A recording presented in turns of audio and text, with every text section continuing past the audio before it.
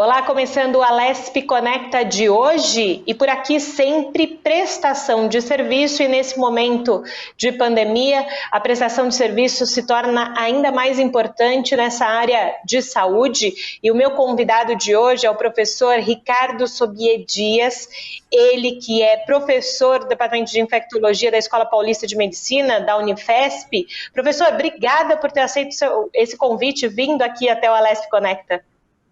Obrigado, eu que agradeço pela oportunidade.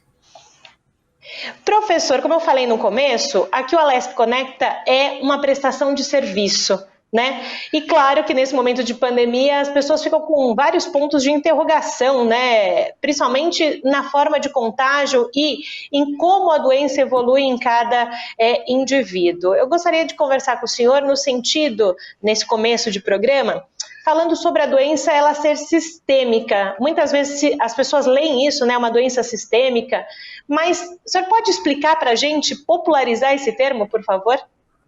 Claro, essa é uma doença, é uma infecção respiratória. O coronavírus normalmente causa resfriado comum. 15 a 30% dos resfriados comuns são causados pelo coronavírus. Ele de vez em quando muda, né? Pelo que a gente detecta, talvez seja a terceira vez que ele tenha mudado, e dessa forma ele fica muito mais grave e ele fica muito mais fácil da gente adquirir. Então, como vírus respiratório, ele começa pela mucosa do nariz, garganta, olhos, e se multiplica ali, numa fase inicial. Então, numa fase inicial, essa doença é mais localizada. Mas como esse vírus mudou, e ele tem a capacidade de infectar um monte de células, de órgãos, de tecidos do nosso corpo, ele se espalha num segundo momento. Ele tem uma outra característica. Diferente dos vírus respiratórios comuns, essa infecção dura mais. Ela tem um período de incubação maior, ela demora mais para se manifestar. Normalmente uma infecção respiratória comum demora 1 a 3 dias para se manifestar. Essa não. Essa daí, ela pode demorar de 2 a 14 dias. E essa infecção pode durar 2 semanas, às vezes 3 semanas, às vezes a pessoa tem sintomas por mais tempo. E ela é sistêmica porque, além de pegar a garganta, nariz, ela pega também os pulmões, ela pode pegar também o que a gente chama de sistema nervoso. Por exemplo, muitas pessoas param de sentir cheiro, porque ele compromete o nervo da gente que leva a sensação do olfato para o cérebro. Para de sentir sabor, porque esse nervo da boca também fica comprometido.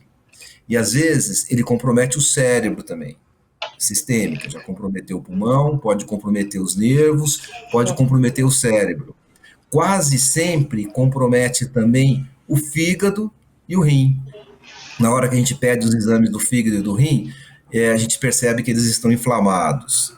Ele compromete os músculos, as pessoas se queixam muito de dores musculares, e ele altera alguns exames de sangue que mostram que o músculo pode estar sofrendo, por exemplo. Ele pode comprometer o coração. Muitas pessoas desenvolvem inflamação no músculo do coração, ou mesmo nas artérias do coração, que é o que leva até um próprio infarto de uma pessoa. Então, dessa forma, ele está comprometendo diversos órgãos e diversos aparelhos do nosso corpo. Ele pode infectar o intestino também, ele compromete o intestino, às vezes o intestino solta, às vezes o intestino prende, e o vírus muitas vezes está nas fezes também. Então, o fato de ser uma doença sistêmica mostra para a gente que ele pode inflamar o corpo inteiro e ter muito mais gravidade. As pessoas às vezes morrem porque tem uma insuficiência respiratória, o pulmão não consegue funcionar direito, e às vezes parece até uma infecção disseminada por bactéria. É o mesmo aspecto. O corpo da gente pode liberar um monte de substâncias que inflamam o corpo, a gente chama isso de citocinas. Existe uma tempestade dessas citocinas, elas ficam muito exacerbadas e fazem com que o nosso corpo não funcione direito. Nossa pressão não funcione direito, nosso pulmão não funcione direito, nosso coração não funcione direito. Então, essa é a gravidade da doença, Então, ela deixa de ser uma infecção localizada, como é um resfriado comum, e passa a ser uma infecção sistêmica, né, do corpo inteiro sendo comprometido. Mas, do professor, quando o senhor me fala e conta para a gente agora, né, sobre essa questão, o quanto o corpo fica debilitado, o quanto também as coisas vão acontecendo, e a gente sabe que é numa rapidez, numa velocidade que a gente não consegue dizer onde começou, o que está afetando agora. Desde o início, quando vocês, comunidade científica, comunidade médica, ouviram falar sobre esse novo coronavírus, do que ele era para agora, porque dizem, né, essa questão do vírus mutante e tudo mais, os próprios sintomas também mudaram. Vocês imaginariam que seria nessa rapidez de mudanças de sintomas e afins? Eu não sei como é que chega para vocês, né? Vocês que estão mais dentro dessa realidade. Os sintomas não mudaram. A única coisa é que a gente não tinha experiência. A gente não tem ainda, sabe? Esse vírus está há menos de 6 meses com a gente. Então, se você me perguntar o que vai acontecer com a pessoa que adoeceu daqui a um ano, eu não sei, não chegou ainda. A gente não sabe o que acontece em um ano, né? Porque a doença é muito nova. E no começo, a gente enxergava o que estava acontecendo com uma quantidade menor de pessoas. E a gente viu que era mais frequente. E agora, como tem uma quantidade muito grande de pessoas infectadas, a gente começa a entender um pouco mais o mecanismo desse vírus, o mecanismo dessa doença no nosso próprio corpo. Então, por exemplo, a gente entende que a maior parte das pessoas não sente nada ou sente muito pouco, não tem muito pouco, tem muito pouco sintoma. No começo, a gente achava impossível que a pessoa não sentisse nada, mas acontece. Então, tem muita gente que tem a infecção e não está sentindo nada e que vai transmitir essa infecção, e o fato dela não sentir nada não quer dizer que a próxima pessoa que pegar a infecção dela não vai morrer, morre.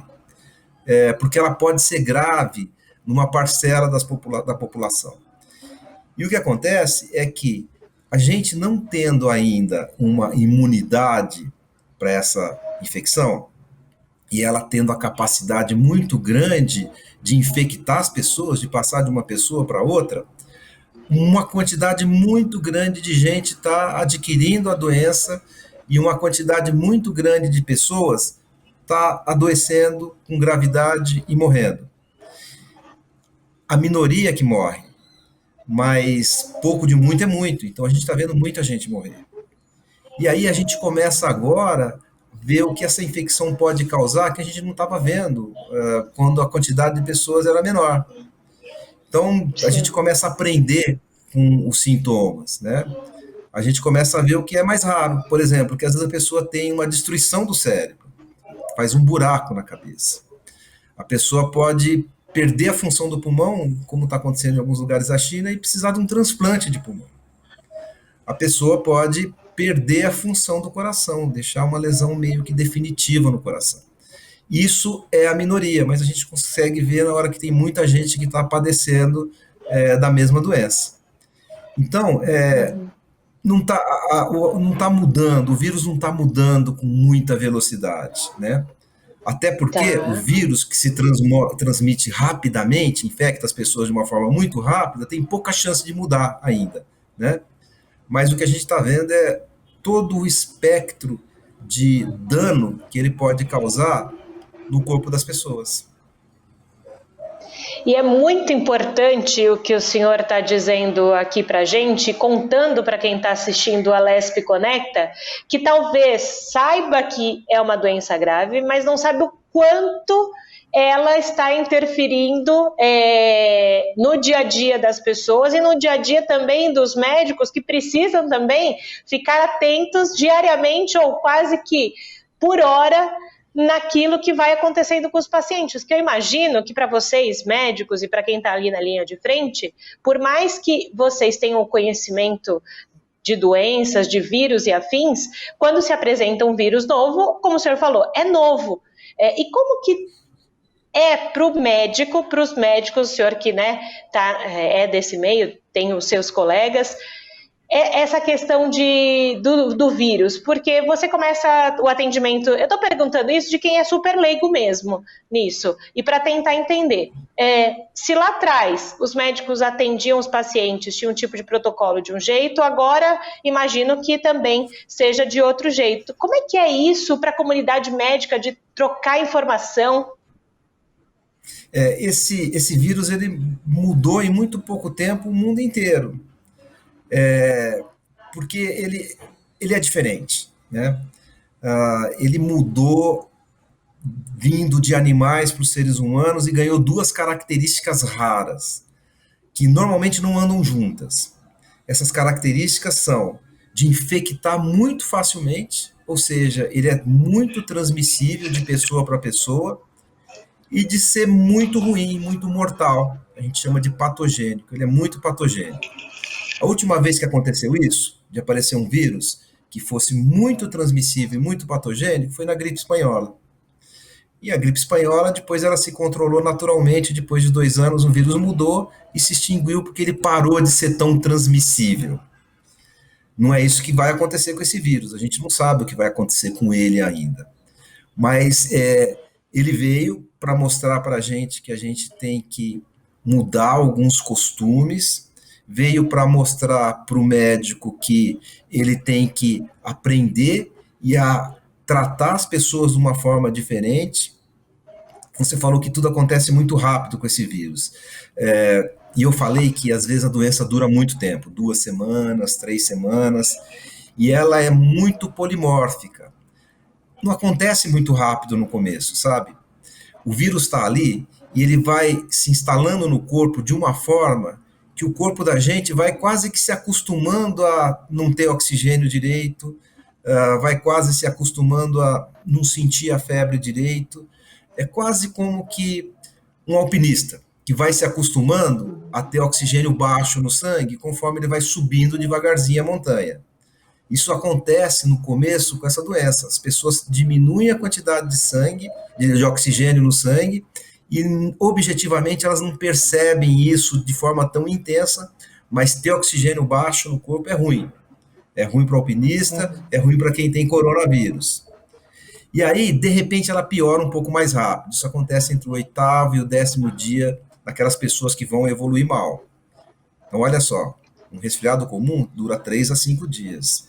O pior ponto dessa doença é entre o 8º e o 10º dia. E a pessoa pode piorar rapidamente e precisar ir para uma UTI para receber oxigênio de um respirador ou para receber medicamentos para manter a pressão.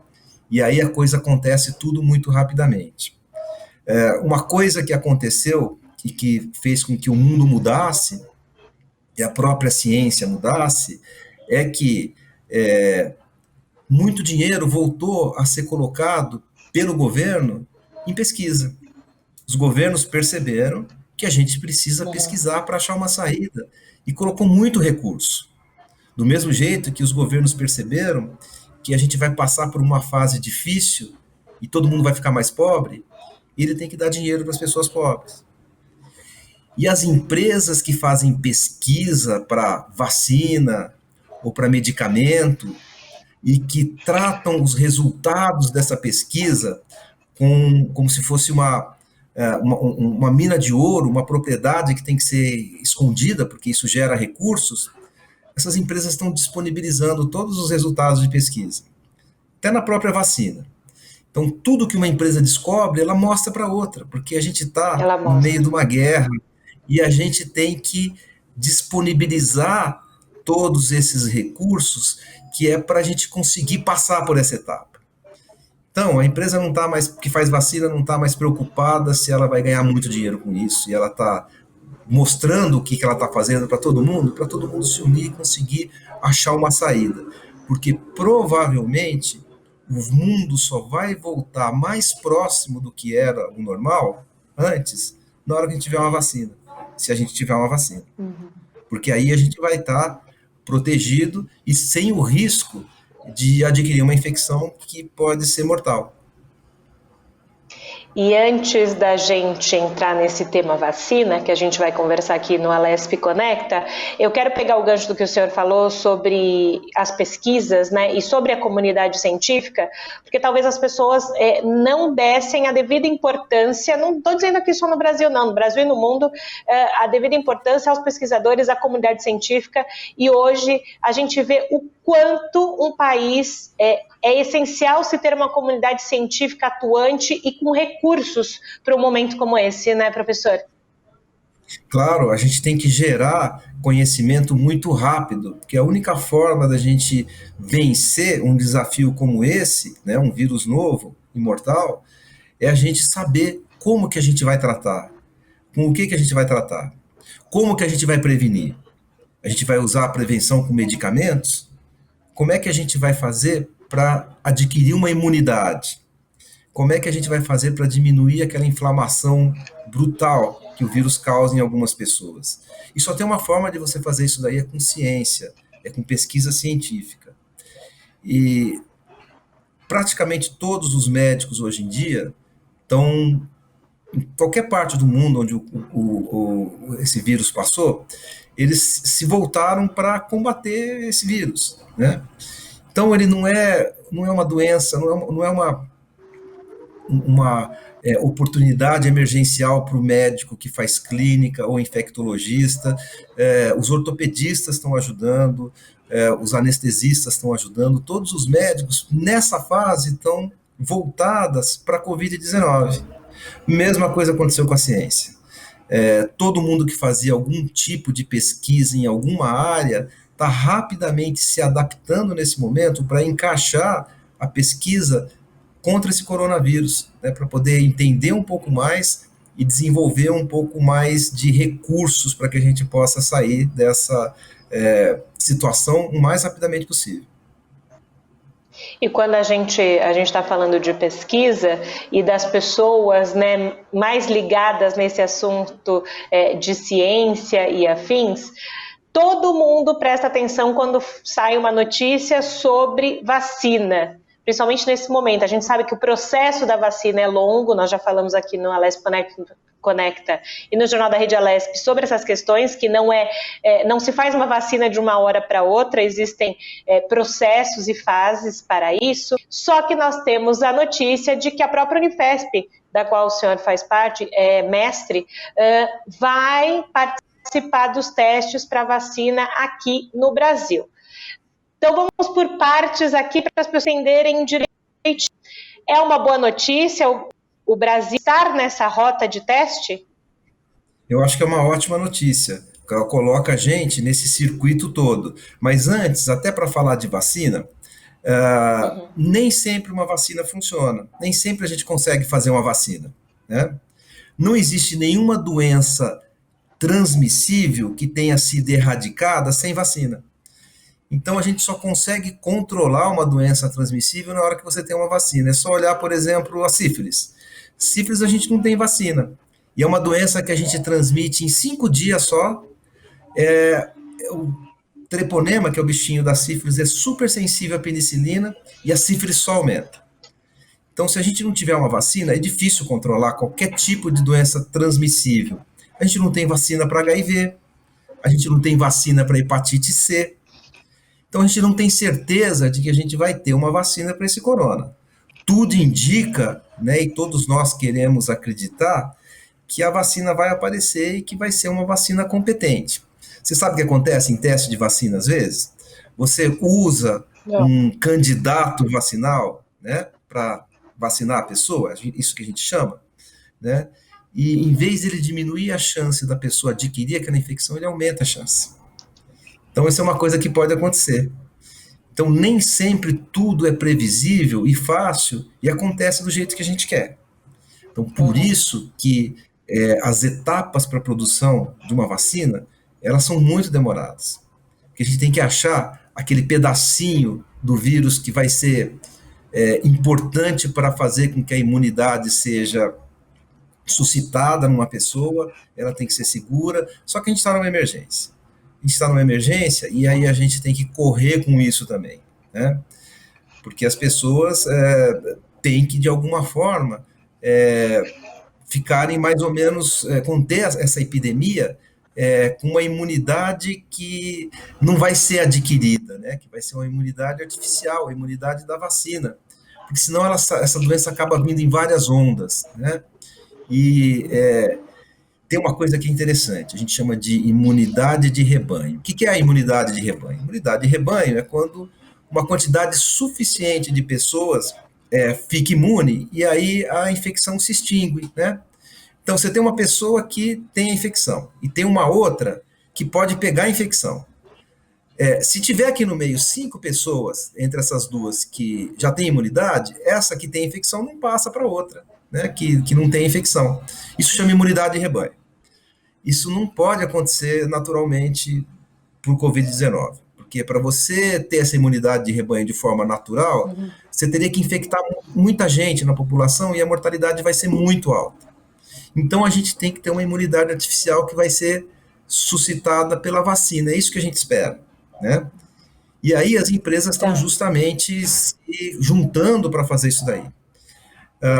A vacina que vai ser testada, a vacina de Oxford, vai ser testada no Brasil, ela escolheu uma população que provavelmente vai ser a população que vai se beneficiar da vacina em primeiro lugar. É assim que a Organização Mundial da Saúde pensa. E a população dos profissionais de saúde que estão na linha de frente, que estão atendendo as pessoas. Porque essas pessoas estão com muito risco de se infectar. Esses profissionais da linha de frente se infectam muito rapidamente. E eles estão importantes nesse momento da epidemia. Então, eles vão ser os primeiros candidatos para os testes de vacina. E a hora que a gente tiver uma vacina boa, sabe o que vai acontecer? A gente não vai conseguir produzir ela para o mundo inteiro. É uma quantidade muito grande, não de uma hora para outra. E aí a gente vai ter que, de novo, escolher em que lugar do mundo essas vacinas vão ter que ser disponibilizadas e quais as populações que vão ter que receber primeiro essa vacina, né? Então, é uma discussão de uma equação que é complexa ainda. Com toda certeza, professor. E a Unifesp vai selecionar, recrutar esses 1.000 voluntários? Eu estou abaixando a cabeça aqui porque eu estou lendo literalmente a nota da Unifesp. A Unifesp vai recrutar 1.000 voluntários que estejam, então, na linha de frente a combate da Covid-19. E aqui está dizendo uma coisa que eu queria que o senhor me explicasse o que é. Eles precisam ser soro negativo. O que seria isso? Toda vez que você pega uma infecção qualquer, isso até serve para esse coronavírus, você produz anticorpos. Então, esse é um sinal de que a infecção já passou por ali. É um sinal, provavelmente, de que você adquiriu a imunidade naturalmente. E que, provavelmente, se você for exposto, você não vai pegar de novo a infecção. E aí, você é um soro positivo. Então, na hora que você se testa e tem anticorpos contra o coronavírus, esse vírus novo, SARS-CoV-2, esse que é o nome dele, isso significa que você já pegou o vírus. Então, essas pessoas não seriam bons candidatos para um estudo de vacina. Primeiro, porque existe a possibilidade delas não precisarem da vacina. E assim, elas naturalmente não vão se infectar. Porque o teste de vacina, para provar que ela é segura e eficaz, ela tem que randomizar, sortear as pessoas para ir para um dos dois grupos. Um grupo que vai receber a vacina e outro grupo que vai receber placebo. Para depois a gente chegar à conclusão de que tomar a vacina não causou mais mal do que não tomar a vacina, no caso do placebo.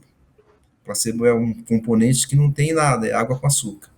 E também para provar que quem tomou a vacina ficou mais protegido do que quem tomou o placebo. Então é isso que tem que acontecer. Então você não pode recrutar essas pessoas se elas não forem soronegativas, ou seja, se elas não forem aptas para pegar a infecção. Perfeito, professor. Escutando o nosso especialista aqui. E uma outra questão que muitas pessoas, eu vi algumas discussões esses últimos dias, falando, quando se testa um tipo de vacina assim, eu vou testar em algum lugar que a curva de contágio está ascendente, já está no equilíbrio? O que nessa hora funciona mais, professor?